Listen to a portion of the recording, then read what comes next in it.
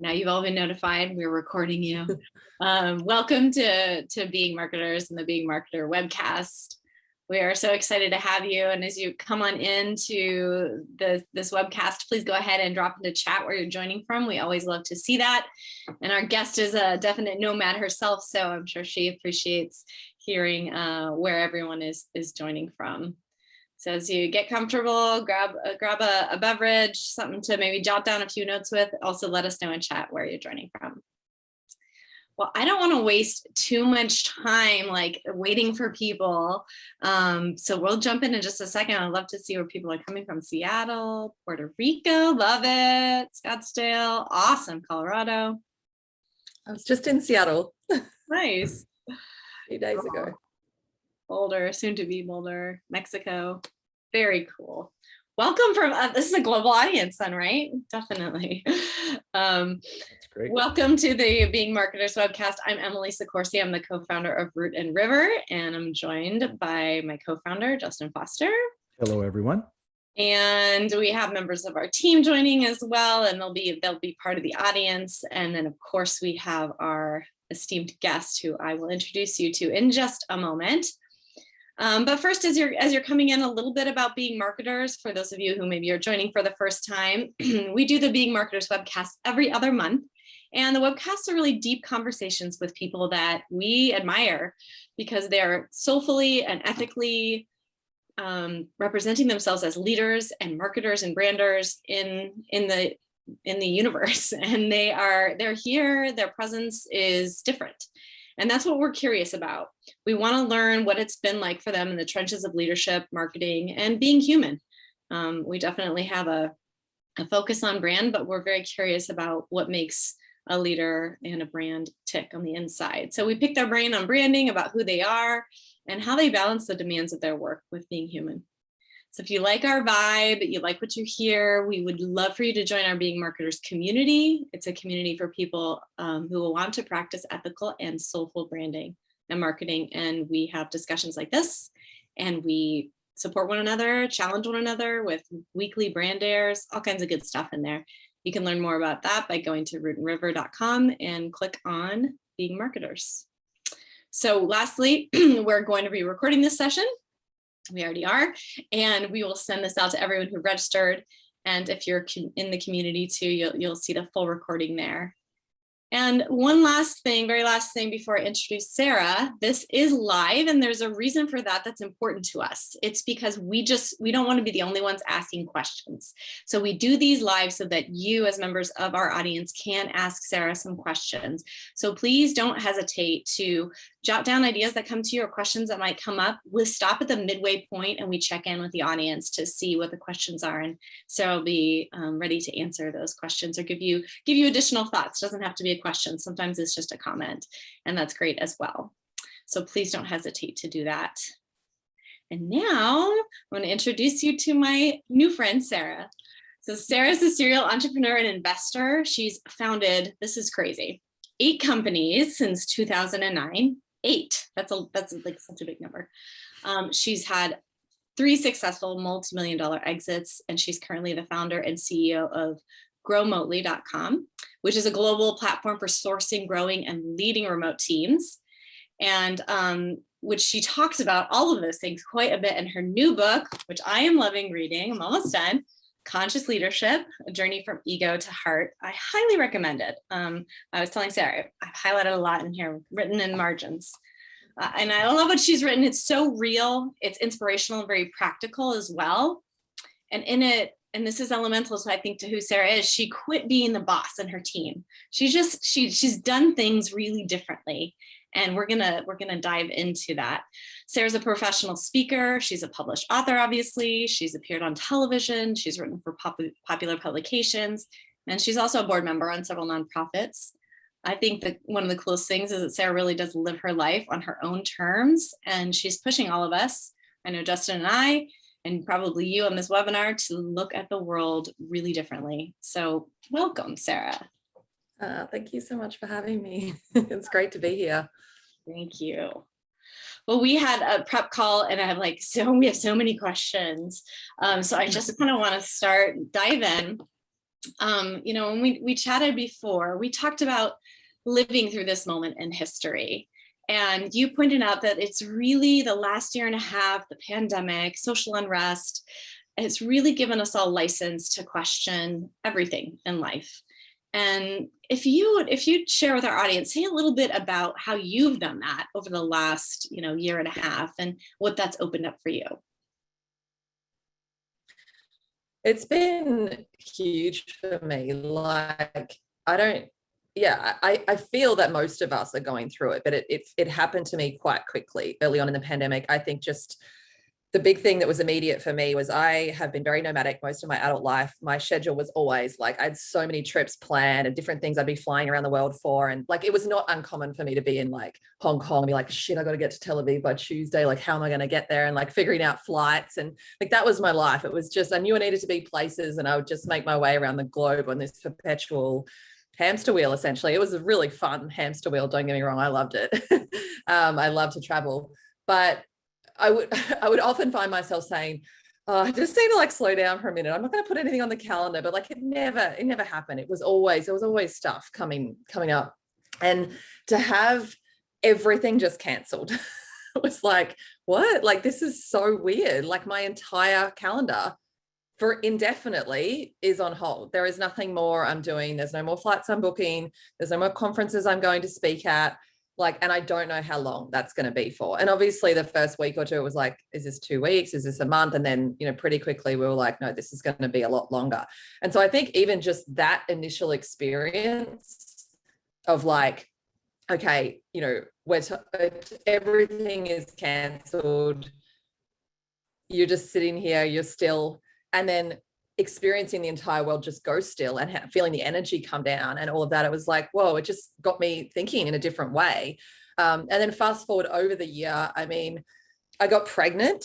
So to get pregnant during the pandemic was really interesting because I had already been curious about the health system and Western medicine and how I felt about that. And then being pregnant during it, I dove right into like the history of birthing and why we ended up birthing in hospitals and how I wanted to have my birth. And I ended up attempting to home birth and needing to end up transporting to the hospital. But I learned so much about women's bodies and the natural power that we have and how incredible Western medicine is for life-saving treatment, but how it's potentially, depending on your opinion and perspective, overused for things that it doesn't necessarily need to be. And of course, I was questioning offices. I was already working remotely, have been working remotely since 2014, but I dove into this research project of like, why do we even work in offices? Like, where did that even come from?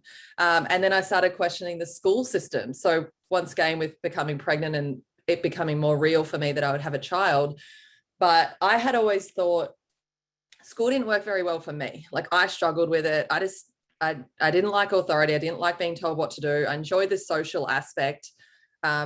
The subjects I loved were great. The subjects I didn't like, I didn't do well in because I just didn't go and do them. So like, I struggled with the entire package of what school is. I read a book early on in the pandemic and I can't remember the name of it, but it's to do with like soul contracts and like why we come here. And there was a line in the book that said school doesn't work for most people. Like, most people can't get all those things right. Like, I enjoy being told what to do all day. I enjoy it when the bell rings and I have to line up. I enjoy being around 30 other children all day long and managing my energy. I enjoy all of my subjects and do well at them. And I'm social and I'm sporty. Like, most people don't tick all the boxes. And I had never thought of it that way. I thought, oh, yeah, it is challenging for most people. Doesn't mean it's right or wrong. It's just like, it was a new way of thinking.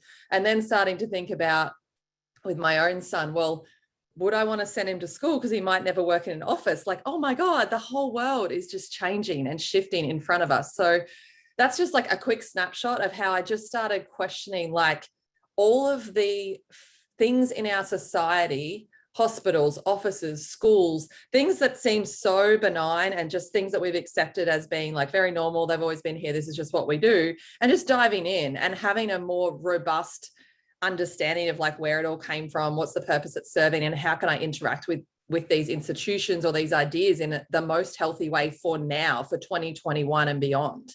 So yeah, that's a snapshot. It's like such a big question, but I think so many of us are just opening our eyes to so many different ways of looking at the world. So did you have a model for that or models for that when you were a child? Or was this something that maybe was counter to some of the models that you had of seeing the acts of questioning things and being skeptical of, rote and institutional patterns? Was that modeled to you, or was that in rebellion to what you experienced? It definitely wasn't modeled to me. My parents were very like, whatever you want to do, we'll support you, which was lovely. And I actually went through a period though of feeling a bit of resentment for them because they didn't push me into anything. They weren't like super strict with me. And there was a part of me that like, I wasn't fitting into society, and I wanted to blame my parents maybe for like, oh, they didn't like make me do better at school or make me go to the good university, make me do all these things, because they were very just like, whatever you want to be, like, we totally support you. And they're not like big hippies or anything like that. That's just kind of, that was their path. But I would say as a child, like I just had a very curious mind. I remember thinking about things that were very deep at a very young age. And I can remember based on like where I was living or something, because I moved at certain points in my house. I'm like, okay, I know I had to have been under 7, for example, when I was having that thought. And that kind of blows me away sometimes when I think, whoa, I was thinking about that. I remember walking along the side of my house as a little child, probably like 4 or 5, and having this, I was thinking about the butterfly effect. And like, if I step right now on this paver, will that change the trajectory of my life unless I walk in the garden over there? You know what I mean? Like I was thinking about these really like strange things strange for a small child to be thinking of. And I remember I was quite internal as a child, and I didn't really ask anyone about these things. I didn't speak them out. I just thought them all the time. I would just be thinking, I thought about the vastness of the universe always. It overwhelmed me. It scared me.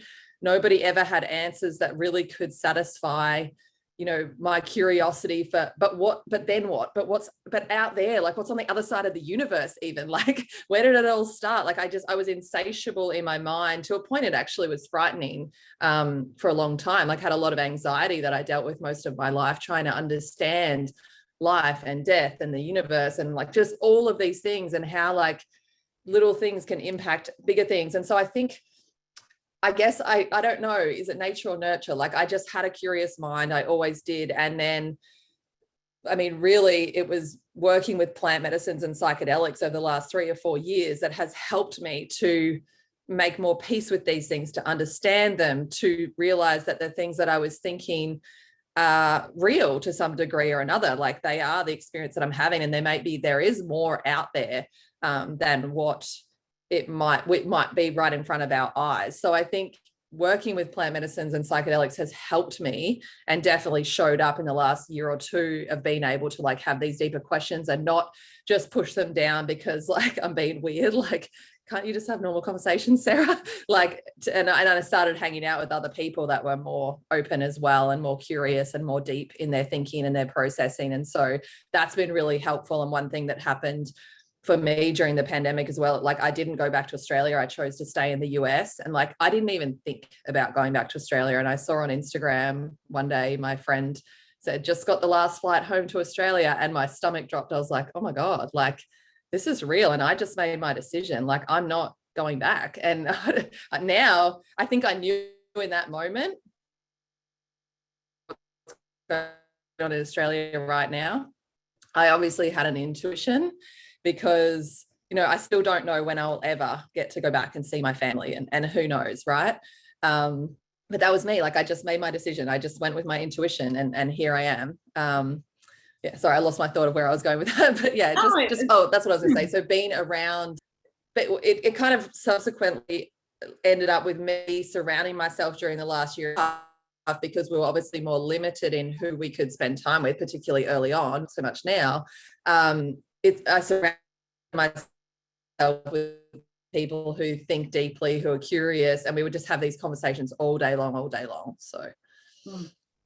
And through that story, I mean, it's obvious that you're a deeply curious person, that that's been a driver for you throughout your life, and that you have let yourself tap into things like intuition and energy. And that's, it sounds like through your story and through your book, like that's just come more and more to the fore. And that's something I found to be really fascinating. And you talk about in the book how, someone describes to you that, every place has an energy, and And she said, your energy and Australia's energy just not matching up. So can you talk a little bit about, how you use energy and intuition as a leader? Because I think that's really different. And we also talked about, misconceptions of leadership. And I think that's one that's really taken hold and starting to very early stages. But as a leader of an organization, of something that you're scaling quickly, you're using these different tools of energy and intuition. Share with our audience a little bit about how you're doing that, and then, how that's the change you're wanting to see because of that. Yeah, I always felt energy, but I didn't know what I was feeling. I just knew sometimes I feel good around certain people or in certain situations, and sometimes I don't feel as good. And my mind would try to make sense of it, like, person, do I not like this place? Why don't I like it? What is, my intellectual mind would be trying to understand it. And then, as you referenced, I saw a neurologist who just helped me understand that, like, everything just has a vibrational frequency, and it's not higher or lower, better or worse. It's just a frequency, and when you are in alignment with frequency, then it feels better, more expansive for you. As soon as she said it, I was like, oh, that just like solves so many questions. Like, I don't have to be trying to logically understand the nuances of every little thing. There is no good or bad, right or wrong. There's not people I like or anything. It's just a match or not. And that was a really big shift. And that was also something I experienced a deeper connection with during the pandemic. So being alone in my own space, just with my husband, for 6 weeks, and then inviting people into our space was like, whoa, I viscerally could feel that. And I was like, this is such a, and in my life, have I ever been able to close to my own energy for such a long period, to think into it, to feel it, and to understand it.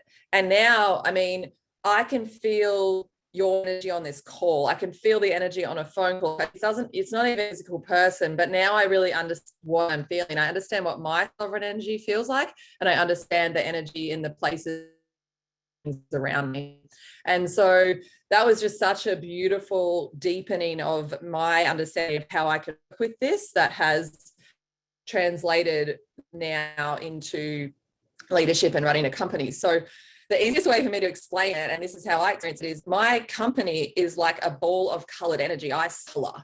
And so for me, what I'm looking for is it still harmoniously kind of throbbing and growing and pulsing and expanding in that same color that I know it to be?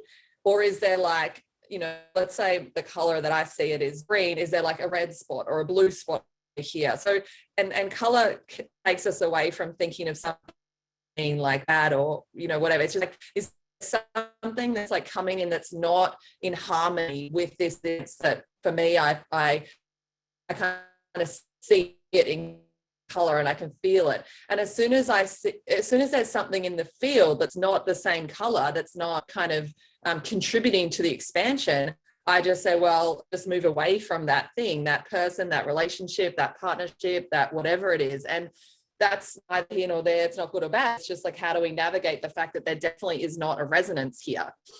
And the more that I'm able to understand and connect with the feeling and stay in alignment with it, the more faster we grow, the more faster we expand, the more faster we kind of do whatever it is that we're meant to be doing. It's not necessarily all about faster, but the more enjoyable the whole experience is for everybody. And so the way that looks in practicality is like, the moment I feel something is off, I raise the question with whoever is involved, whoever needs to be involved, and we just talk about it. Like, this just doesn't feel right for me. And sometimes that's all I have. Something feels off here. Like, where are we at? Let's check in. And that'll bring to the surface, and it does take time as a leader to create enough trust within your team and the people that you work with, that they believe that it's okay to have that conversation. It's okay when we're not in alignment, and that they're not going to get, either punished, or they're not going to get their job torn away from them before they have a chance to do something else, or whatever it might be. But yeah, I just think that the more that we can be open and transparent about the things that we're feeling, sensing, experiencing, and bring whatever it might be to the surface, then we can kind of all navigate it together in a really harmonious, beautiful way. I think, and this is more of a statement than a question, but I love your reaction to it, which is this massive change that we're going through, and it's at a cosmic level. It seems to be the harmonizing, still a long ways to go, but harmonizing between the masculine and the feminine. And so many leadership structures are built around sort of the masculine tendencies towards aggression, or this is a big one I see all the time, is gut instinct. Let's just feel it in my gut. Well, instinct is almost always wrong unless you're actually in danger. Intuition is always right, but intuition seems to be feeling. It's a different feeling, and intuition and reading energy seem to be more feminine energies. I don't mean that by gender. I mean that by, head versus heart, as an example, because we're all both masculine and feminine energetically. Exactly. And so I'm curious if you agree with that. Is that something that is kind of framed how you've become a lead, these 8 companies and writing a book and becoming a mom and being a partner, all of that? Do you see that same sort of harmonizing going on? Yeah, absolutely. And I mean, I, among most of us, spent a lot of my time driven from a masculine place, and not necessarily a healed or healthy masculine. It was very goal oriented, do or die, like make or break, just go hard, go fast, or go home. It was very like to prove myself. It wasn't necessarily the most expansive energy. It was very effective.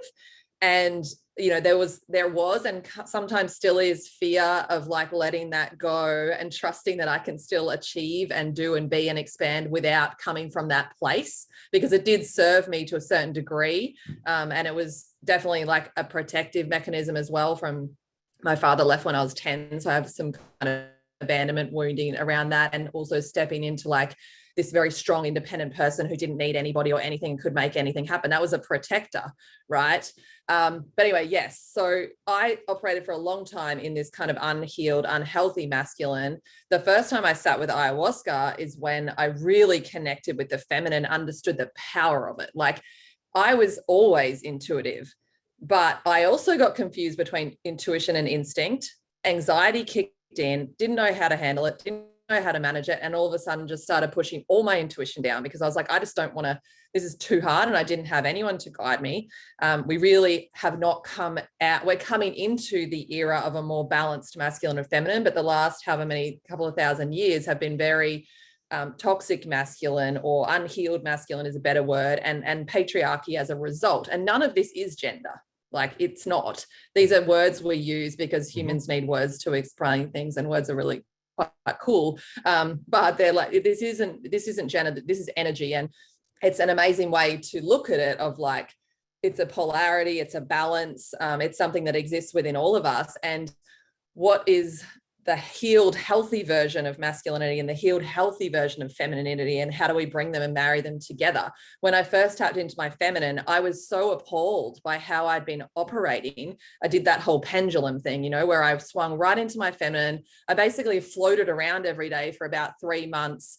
Was so like, I was like, I will not write a to-do list. I will not do anything that is like anything like what I used to be. I was like really rejecting how I had been. And then one day I woke up and I was like, nothing's getting done.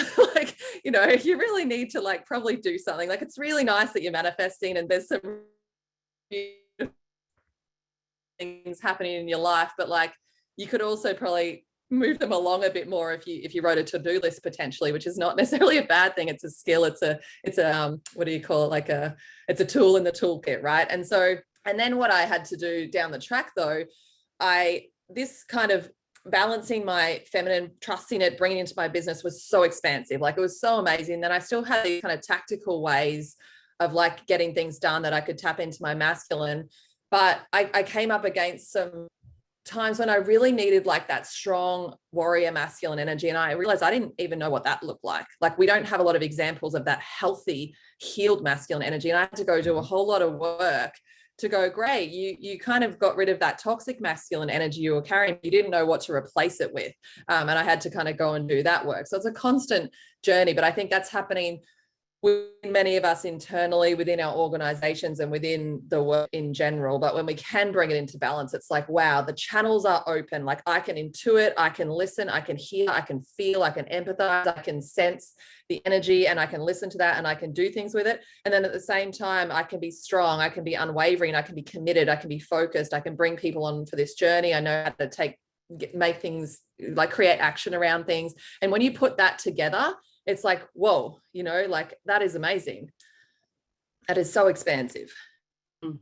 I think that's a perfect lead in for this question about, like, you've written in the book and you shared with us earlier that you had to let go of being the person who set the rules, like in your organization, as you were on this journey you were just describing, or the person that has all the answers. And I think that's how we conceived of a CEO or a leader or boss or whatever, the person you go to get the answer, to know what to do next. And so for you had to let go of that. And I think that's such a wonderful, powerful concept.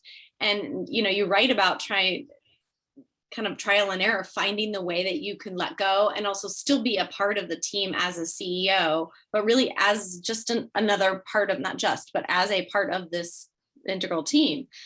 So can you talk about a little bit about that process and, you know, what you struggled with the most when you were letting go and finding that new balance between masculine and feminine?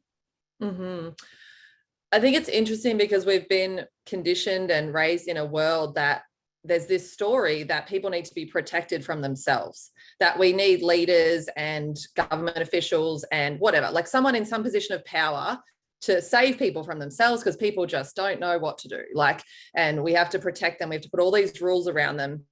And I mean, I believed that for a long time. Like when I first started my company, I created policies and procedures and frameworks and rules and ways that we needed to be together. And I also would create stories around things for my team that seemed more digestible than the reality, because I thought I was protecting them. You know, like I don't want my team to be worried about their jobs, so I won't tell them that we're having cash flow problems. Now, what's the reality of that situation? The reality is we are coming together as a business, and because of some different aspects that we know we need to figure out, the business isn't in a position where it's thriving as much as it should be. So best thing to do would, let's all get together and figure out what that is so that we can, you know, make it better, like so that it is thriving, and then the cash flow can get better and we can be more profitable, and then everybody gets to benefit, right? Like that's the reality of the situation.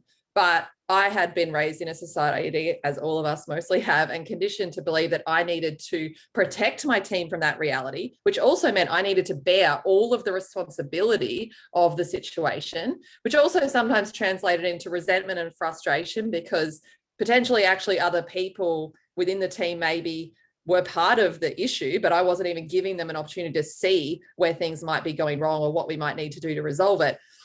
So this whole idea that we need to like know the answers and protect people and create rules because people wouldn't know how to do them for themselves is like so ingrained in us. And I don't know, I think because after working remotely for so many years and, you know, creating a little bit more distance with people, giving them a bit more freedom to live life the way they want to live, one day I just woke up and I was like, this is ridiculous. Like, it's not a daycare center. This is a group of adults coming together to build something. Like, why do I think that I need to make the rules and tell them how to be every day and make decisions for them? And it came about because one of my team asked if she could have the morning off to go to a school's play. And I was like, I should not be making that decision for you. Like, this is fucked up. Sorry if I'm not allowed to swear, but this is a crazy world that we live in. Okay. This is a crazy world that we live in, that firstly, this woman's older than me as kids. And at that point I didn't. And I was like, I don't even know what it's like to have a kid and go to see their play. That must be amazing. Like, yes, you should go, but I don't want to be the one to give you don't need permission. You're a grown adult. Like, basically I thought to myself, what if we all just manage ourselves and then we make the decisions? Can I take the morning off to go to my kids' play? Like, have I got my stuff in order? Have I managed myself? Am I organized enough? And I'm like, well, everybody's doing that in their own lives. And then we think they can't do it in their workplace. Well, they can. So anyway, that was the day that I just went to my team. I was like, hey, I'm not the boss. Like, you guys are responsible for yourselves. You're all adults. You're amazing. We all know what each other's jobs are. So that's what you're here to do and contribute. And that's so beautiful. And I want you to be your best, most expansive self in that.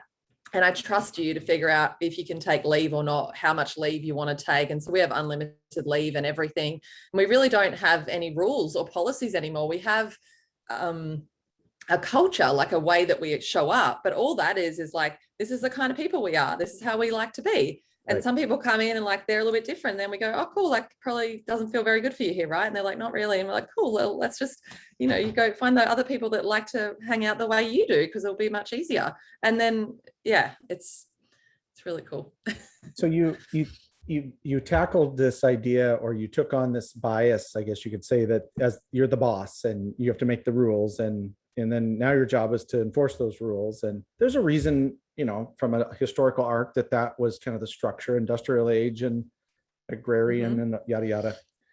I'm curious, what other sort of like norms or normative behavior you see in leadership that you think, what the hell, what are we doing this for? Well, I mean, it's probably sort of along the same theme, but I got asked the other day by a journalist, like, how do you discipline staff who mess up a business deal because of their technology failure or something? And I was just like, well, okay, I don't discipline anyone. Let's just start with that. And I'm like, I can't believe that that's still a thing, like that we would be disciplining people. Like that's very, it's like a prison system or a dictatorship or something, right? Like your behavior is wrong, so I need to discipline you. I'm going to give you 3 warnings and then you're out. I'm going to punish you in some certain way. Like, I don't really like any of that at all. I really just don't think it's empowering. I don't think it's a way forward. I don't think it solves problems. Like nobody responds to their discipline and goes, oh, I want to be so much better for this person. I'm so excited to contribute in a better way to this company. They might get scared. They might think, far out, I don't want to lose my job. But you haven't, like that. What I think is leadership is earned. It's not a title. The boss is the title. You must listen to me because I'm the boss. Do people want to follow you?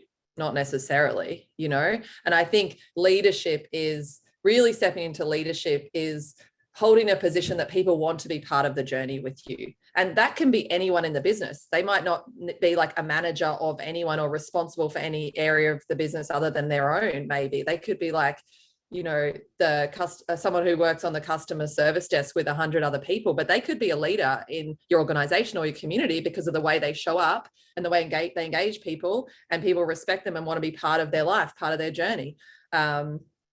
So yeah, I mean, there's just, I don't know if anyone's familiar, you guys, or anyone listening, with like teal organizations, but that's kind of, it's like tracing the evolution of organizational culture on that like spiral kind of theory. And I'm not really good at remembering all these different things, but going from like dictatorship to where we are now, where we're evolving into more of this, like believing that the business itself is its own conscious energy that we are all engaged in. And like you said, Em, like I'm the CEO, like my role is strategy, vision, leadership, but that's not necessarily the boss. And I can't do that job without my teammates who are doing all the different parts.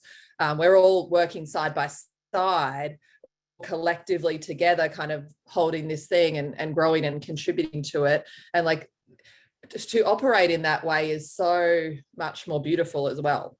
You did ask before as well about like how hard it is to step into this. Like it is, because you feel a little bit crazy and it's against everything that you've been told. And there's so many stories that like, oh, if you just give people ultimate freedom, it'll be chaos, and it's not, it's really not at all. It's very harmonious. But you have to take these brave steps to just be like, okay, I'm just going to try. And a lot of that had to come from separating out my sense of self from my business, like that, okay, well, if we do this and it's a big mess, like that doesn't mean I'm a mess. It just means we tried something and it didn't work out, which is kind of part of the entrepreneurship journey, no matter what anyway. But yeah, it's really conscious.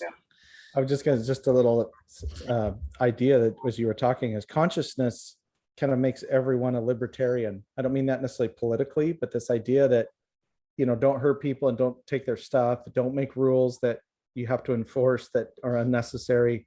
And I think that is directly related to your level of consciousness, because you see the worth and value in the other person, and then they see it in you, and it becomes this reciprocal energy. that is a kind of an ancient idea. I mean, if you go all the way back, this is what the Tao was about to a large extent. This idea that if everyone was free to do things based off of energy and intuition, then shit would get done, wars would be won, games would be won. I mean, all of it is all based off of this. So anyway, sorry to interrupt you. And like, well, no, and it makes me think of opening up the idea, because we were just talking about discipline and punishment stuff, and like opening up the idea that when something doesn't go very well, when somebody really shows up in a way that's not amazing, and you know, they don't necessarily do the best job, or maybe they don't treat somebody very well, it's like, how do we hold space for that person to have a transformation as they navigate like why they ended up in that position or why that happened? I think consciousness is a lot about, or elevating our consciousness is coming to this place of like trust and respect of self and my own sovereignty and compassion for myself, and then having that for others as well, like putting down the judgment, putting down the ideas of right and wrong, putting down the ideas of this like binary thinking. A lot of our world is very based on polarity, like this binary, we have to pick a side one way or the other. There's only two options here or two outcomes, which is, none of that is true. There's infinite potential and possibilities in any moment of time, in any person, that they are infinite beings. None of us are just one thing either. Can we see each other as more than just one ideology or one thing that we might feel something about? And if we can come to this place more of just acceptance of, I don't agree with that, but I love you for that, you know, and acceptance of, this is who I am. These are the things I struggle with. These are my shadows. These are the times that I sometimes show up as an asshole. Like we all do, and having compassion for others when they are, because they might be caught in a story or a trigger or a past thing or what have you. And can we bring all that into our organizations as well? And when we do, it's our organizations then become a place of transformational growth and healing for everybody who's involved. And that's amazing to be able to do that for people as a leader. Yeah. It makes me think too. I mean, how do we unlearn these things? So like unlearning that model of leadership, but also unlearning that method of being on a team, right? Because as a team member, you have to let go of that too. Like, well, I wanted them to just tell me so I could just do it. And then if it goes wrong, it's just like, well, it wasn't really like I didn't really come up with that plan. So it takes a letting go. Like there's always a letting go. But I think too, teaching this, unlearning it begins really inside, you know, from your first teachers, right? So inside your home. And I reminded the other night, my younger daughter and I had a chance to just chat. I took her out to dinner and we started talking about like relationships. She's only 14. She had these questions. She's suddenly very curious about like what people fight about in a relationship. So I was telling her, you know, this is what you fight about typically in a marriage. You fight about money, children, and sex. And she was like, okay, like she was down with all that. She was like, all right, interesting. What do you and dad fight about? And I was like, pretty much that. And it was just really open. And then, you know, I was saying, you know, sometimes I'm a jerk like this, you know, I can be distant and I can be cold, and I'm sure you see that, you know, in me sometimes, and sort of demystifying this whole idea that, you know, I have to be right or you have to be wrong. That conflict is part of a normal environment where you stay in it and you figure it out and you get to recast yourself in that process. And that was something too that you shared a little bit in our prep call, is that how you had people that came into the work system and to the team and then didn't fit, but you also worked on it too for a while to see what you could learn about yourself. And I thought that was really profound, and being open as a leader to taking those moments and learning something about yourself that can improve you. I think it's a super powerful concept. Yeah, I mean, leadership can just be, it's just a constant opportunity for growth, really. Like, you know, just like relating with anyone ever, you're going to meet your triggers, you're going to meet mirrors of yourself, things that you see in someone else that you don't like or that you do like because it resonates with, you know, often a more wounded part of yourself or a protective mask that you're wearing. And how can we just become more and more inquisitive? Like the most profound way to grow I have uncovered is listen, get curious when I'm triggered. Whenever my emotion, and triggered, yes, to me, like just whenever my emotions are heightened, whenever I feel really passionate, whether it's passionately angry, passionately frustrated, you know, passionately loving, clingy, whatever, whenever I feel those emotions that are almost like they're hard to control, wow, that is an opportunity for growth, because there is something in my past that probably happened a really long time ago that is showing up again in this situation, and it will continue to show up because it's a story that I hold dearly. And this situation is affirming the story that I created. It's putting meaning on it. And to remember that somebody else might experience this exact situation very differently because they have different stories, different pasts, different experiences. And to understand that those deep, intense, triggering emotions that feel out of control, they're not real. We don't always have to live with them like that. They will continue to come, and there's so many layers of them, but they're the work. Like when we do that work, we start to free ourselves. And to not do the work is to sit in the current situation and believe that it is real. But it is not real. It is just triggering something from maybe when you were 1 year old, or like it's deep. That was, yeah. To not do the work is to live in it and think it's real. That's really good.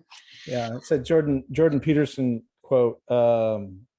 Most of us don't think, we remember. And you think about that, then this recall that we have, whether that's at a reptilian or mammalian level related to threat assessments, and then all of the social conditioning of the neocortex, where we think that this is real, these things. And here's the funny thing about it. I actually learned this directly from M, that your feelings are real, but they're probably not accurate. That's not that nuance there is like, yeah, you got to feel the feelings, but when you make them like attached to them as some sort of reality, especially if you're a trauma survivor, that's one thing I've noticed in my own healing journey, is that it's good to have a skeptical heart. And I think this goes into conscious leadership about how important curiosity is and humility is. And there's a question, Em, that came from Mike. You want to ask it? Yeah, there's a couple of different, you mentioned conscious leadership. So this is a question that was submitted actually before we got on the call, and then we'll get to Mike's question as well. But one of our participants who's on was wondering how you're connected to the conscious capitalism movement at all. And, as I considered his question, I was also thinking, one of the 4 tenets of conscious capitalism is conscious leadership and conscious culture. So anything you'd like to say about that movement and how it might have inspired you or not, or how you see conscious leadership as part of what you're doing? Yeah, I think like the honest truth and the way for me to answer best is I'm not familiar with like conscious capitalism as a movement enough to say whether like there's ideologies and things in there that I might not be familiar with. You know what I mean? Like I definitely resonate with the idea of conscious capitalism as I understand those 2 words and the meaning together. And I understand and know that there is movements toward, business for good. Like we can be capitalists, but we can do business for good. So if that's the context of the question, like it's very inspiring to me. It's very resonant to me. I just want to be careful because I think there's actually an organization and there might be ideals that I'm not familiar with or something like that. So just that's kind of my disclaimer there. But the idea of business being a vehicle for good, and the idea I had intuition around this from a very young age, and it started, I always had questions about the charity model, and I went to Africa and worked in an orphanage outside of in Kenya, outside of Nairobi when I was young, 22 or something. I'd been traveling overseas. I saved all this money to go and have this once in a lifetime trip to spend a couple of months living with a family and working in this orphanage. And the moment I got there, I was pulled into the office of the school and asked if I had more money that I could give them. Could I buy this? Could I buy that? And I was like, I don't. Like I'm literally on my last legs. I'm here to help. That's what I'm here for. I'm not here to give you money. And I just had alarm bells going off, and I was like, man, this is not okay. And from then on, I've just had this idea that giving money, just purely the model of charity of just giving money and then that money funding projects, but there being no sustainable cycle there. It's very dependent on getting that money. I just thought it's challenging. And I have been on the board of many not-for-profits. I was on the board of Project Futures in Australia when Somali mom had this fall from grace, which, was kind of total horseshit, really. But apparently her story, I don't know if anyone's familiar with her, but she has founded a bunch of organization centers in Cambodia to help girls, rescue girls from human trafficking, and did incredible work. And we were her main funder. And she had a lot of other American funders. She had become quite popular. She'd come and done a lot of speaking engagements, whatever. And some journalist pulled all these holes in her story to say that, you know, she was making it all up, her whole story, and just to get money and whatever. And I mean, I don't even know, but like what I do know is the work that they did on the ground was profound, impactful, and important work. And everyone pulled their funding because she got a bad name in the media. And that meant thousands of girls were tossed out onto the street overnight. We maintained our funding, but we were the only one, and we can only fund one of the centers. We can only keep one going. And so that firsthand experience as well just made me think, like, this model is not right. And then this other idea that everyone who's in business that's making money is an evil person and is bad. And going from someone who, you know, started off okay-ish, then my parents split up. We went into pretty significant poverty. I worked since I was as young as I could possibly work and busted my ass to create wealth for myself. And then to see, like, I surpassed all my friends, and all of a sudden experiencing people like not liking me and thinking that I was doing something wrong because I was financially successful and that, you know, I was a bad person, and just watching like how the world shifts based on, you know, money and everything. And I was just like, no, there's got to be a better way. And so, you know, in terms of the charity model, I'm all for more sustainable projects. And I'm just generally in favor of all of the business that we do can be funding really great work through the actual company, the actual organization, the work that we do, and making sure that everything we do is kind of good for people, good for the planet, good for, as far as we know, that we're doing work that's actually leaving a net positive impact on the world. And can we create businesses out of, I had this amazing experience in Guatemala, Ecofiltro. It's a filtration system. And it was a small charity that gave filters away to families in need. And we went and toured the facility years later when the brother of the founder, and I can't remember their full names right now, so I apologize for that, but the brother of the girl who was the founder, he was a big hotshot entrepreneur, and he came and he said, we can turn this into a sustainable business that is expanded all over the world. And they open sourced the technology for the filters. And then they did, rather than giving the filters away to the poorer, low socioeconomic areas, they said, okay, you currently have to spend, let's call it $10 over 3 months roughly on water, because you have to spend about $3 a month trying to get water for your children so that you can survive. If we lend you make 3 payments over 3 months of, let's call it $9, $3 a month for 3 months, you get this water filter, and then you'll never have to make those $3 payments every month. So it was still really affordable for them. And he set it up in a payment plan for them. It was subsidized by the cost of the beautiful filters that they would make and sell to fancy hotels and wealthier people. But they grew so much bigger, and all the people that got the water filters actually like valued them more and appreciated them and was grateful and would tell other people. And then more people were able to have filtered water. So it was just one example that I saw firsthand of bringing a more capital commercial model into something that was previously a struggling charity that constantly had to go and get handouts to be able to, go and give free water, or give these free filtration systems that weren't necessarily, all being used. And I mean, that's a secondhand story. So, I'm just telling you my experience and what they told me when I was out there, but it was very profound and it stuck out to me. And so, yeah, the long answer to that question is, I think business for good, essentially everything we do. I've always had an aversion to doing product businesses because the only way I want to do a business that's a physical product is that it's truly not just going to be another thing that ends up in landfill. Like, that's one of the things that I have a personal challenge with, is like, there's a lot of stuff being produced in the world. It's really lucrative and that's great, but like, it's just going back into landfill 6 months later or what have you. And not all products are that, but for me, it would have to be something that I knew was really a sustainable thing. And yeah. Mm-hmm. Yeah. I think capitalism is already conscious. It just has been run by unconscious people. I mean, it's a naturally occurring thing, like air and sex and food. And, it's some sort of separate evil entity. It's just run by people with unhealthy egos, over the years. And so, Another question that came in is from our dear friend Mike. He asked Sarah, he said, if leadership is earned, how can you best know you've earned it?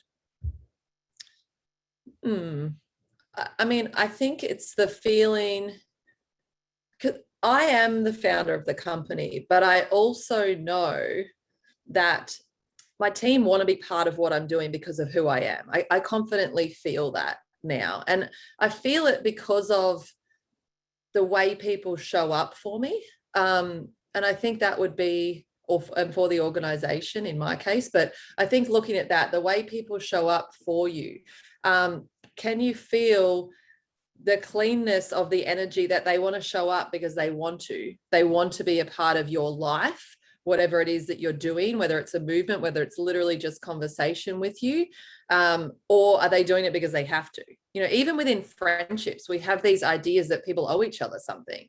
Like, and that's not clean energy. Like, this is how a good friend should be. You come to my birthdays, you know, you always answer my call when like, people have these ideas of how a friend should be, how a husband or a wife should be, how a mother or a child should be, like how a boss, like there's all these ideas, and most people don't know other people's rule book when they enter into that engagement, you know. It's just this unspoken thing. But that energy exchange is not very clean because it's very burdened with like, this is how I have to show up, otherwise I'm going to be deemed a bad friend, and then, you know, it's going to be a whole thing. So I think of it in the way where, can you feel that clean nation, or whether it's part of your team, what it is, because they just want to be a part of you. They just want to be with you. They just want to, of their own volition. It's probably a bit of an esoteric answer, and I don't know the practical. No, I don't think so. I don't think it's esoteric. I think it's a sense of optional enrollment rather than obligatory enrollment because you don't want to lose your job. Mm-hmm. I think that's the thing. And here's what we know: you cannot produce that feeling if you are yourself not conscious and aware of energy and things like that. You don't stumble across that. You know, maybe as a kid, yes. But as an adult leader, that's one of our sayings at Root and River is that when you get better, everyone around you benefits from that. Mm-hmm. And so paraphrasing that, when you become more conscious, everyone around you benefits from that. So the people that are around you are there because they want to be there. Mm-hmm. Yeah. And I think, you know, it's really interesting to pay attention to our own language and the conversations we're having with people. And we'll have a tendency when we are, let's say we're feeling triggered, to choose to talk to people who will validate, we subconsciously choose to talk to someone who will validate the story that person is an asshole because they did X, Y, Z. So we'll go talk to someone who has roughly the same ideals as us. But I think it's really interesting to reflect for yourself. Has someone ever come to you and said, so-and-so's just done this and I can't believe they would do that, they're such a bad person, and you're thinking, really, that's not bad, like I would do that? Those are the perfect examples of where we just have these stories and frameworks that we've created. None of them are right or wrong, none of them good or bad. So, you know, to stop having those conversations yourself about other people, to stop create these like bars that people need to beat to meet to be in your life, ways that people should be to earn a place, like even just putting down all of that and accepting people exactly how they are, like people will naturally gravitate more towards you like that. So it is that, I'm just thinking about how it's like you do have to have the self-awareness as well to see, because I think a lot of leaders and stuff maybe, or bosses, don't have their self-awareness that those people are not showing up because they want to follow you, they're showing up because they're scared. I think too, there's this opportunity to just, you know, I mean, we want to get rid of all those stories, but just also have that conversation of what does a good friendship look like to you? And when I used to do a lot of hiring, I would say, what is a great boss, and to use that term, but what does a great leader look like to you? How do you want to be led? How do you want to be encouraged? How do you want to be supported in this role? And I think that question took a lot of people by surprise, especially when they're in an interview context and they're trying to, you know, really position themselves for something. But I think those are such healthy conversations to have at the outset. You know, what, and so many people in my experience they're trying to motivate teams just through money, just using money as a tool. Like that's not the only, like most people not really motivated by money. Well, and they are, there's a deeper something underneath that. So let's dive into what motivates people. Let's just ask. Let's start there and have that conversation. Yeah. And I think we have to really understand that money is nothing. It's not a real thing. So using it to motivate someone when you strip it all away to its simplicity, like it's nothing. You're energetically, there's nothing there. Like it's something that we use that translates into other things. But all of those other things exist, and that's how we can motivate people. And, money is really, provided people's living standard is, at a certain level, money is not much of a motivator. Like I think there's studies, right, that show like your life does get significantly better from having $0 to a certain point. And obviously that would be different depending on where you live in the world. But after that point, the more money is minimal change. So if we're paying fairly in the first place, because, hopefully everybody is doing that, thinking that an extra 10% is going to be the thing that make people jump through hoops and show up every day and be really amazing, engaged and love what they do is like very naive. People want to work with people they enjoy. They want to work on things that align with them. We want to show up every day and know that the thing we're doing is making a positive impact in the world. Largely, the workforce is made up now of millennials. That's now pretty quickly moving into the largest portion of the workforce. And the reality of being a millennial, as I am one, is that we haven't lived through a lot of hardship, personal situations separate, but as like generally as an Australian or an American or whatever, like our life has been pretty easy. We've spent a lot of time in the top of Maslow's hierarchy of needs, thinking about how to self-actualize. And so we're not living in the bottom. So offering me an extra $5,000 isn't going to get me there. But telling me I get to be part of something that could positively impact humanity or could change the lives of people or could, increase mental health for millions of people or whatever it might be, like that's where we live up there. We're living through something pretty significant right now that I think is challenging that. But up until 2019, most of the people on the planet that were born after 1980 or whatever, really hadn't experienced a lot of hardship as a generalization. And that really much depends on what nation you live in. But I'm talking from the Australian American kind of perspective for sure. I think 2025, the bulk of the workforce will be millennials, but I mean, it's right there. Yeah. So, yeah. Well, this has been wonderful. We're just closing out here. We have a couple minutes left. Archie wants Mike asked if I can visit. I live in Austin, so Mike, I can visit you in Austin when I get back. When you get back, right? I live half in Austin, half in Colorado, and half in my camper, which doesn't add up. That would be 3 halves. That would be 150%. Right.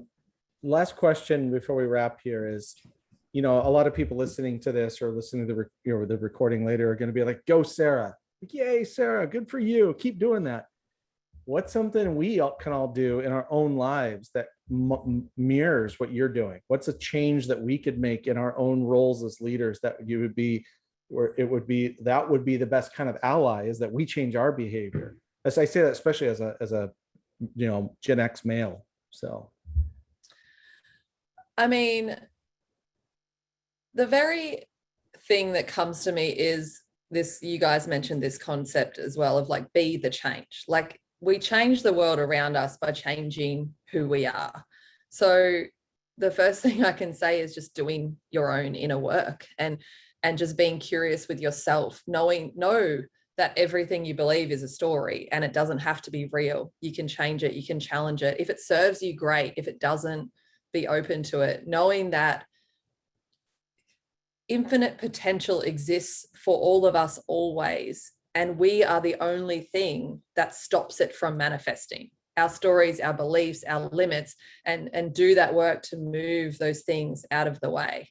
And then very specifically, I think for me as a female, in entrepreneurship, one of the things that I'm on a path to do right now is build a multi-billion-dollar company and list that company. I want to IPO the company. And one of the reasons is only 22 women in the United States have IPO'd a company before. And when I found that out, I just thought, I have to be the change. You know, I have to be somebody who does that so that other women can see that it's possible.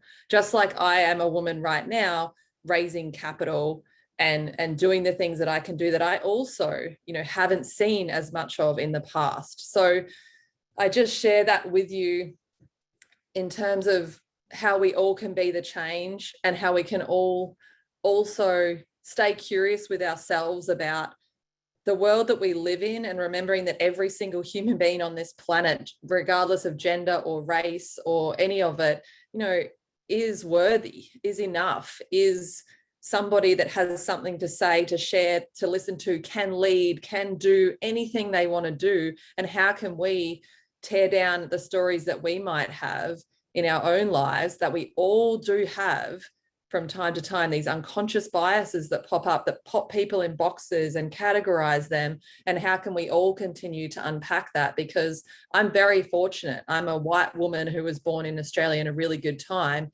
yet I am still I will be the 23rd woman only in this country to list a company. So, you know, for all of us, there's many worse off, many better off, but how can we just keep unpacking all of our own stories that might be disadvantageous to others, and just continue to do our own work and be the change in this world. So as we wrap here, thank you, Sarah, for that. So your book is available on Amazon, Conscious Leadership. Look for that.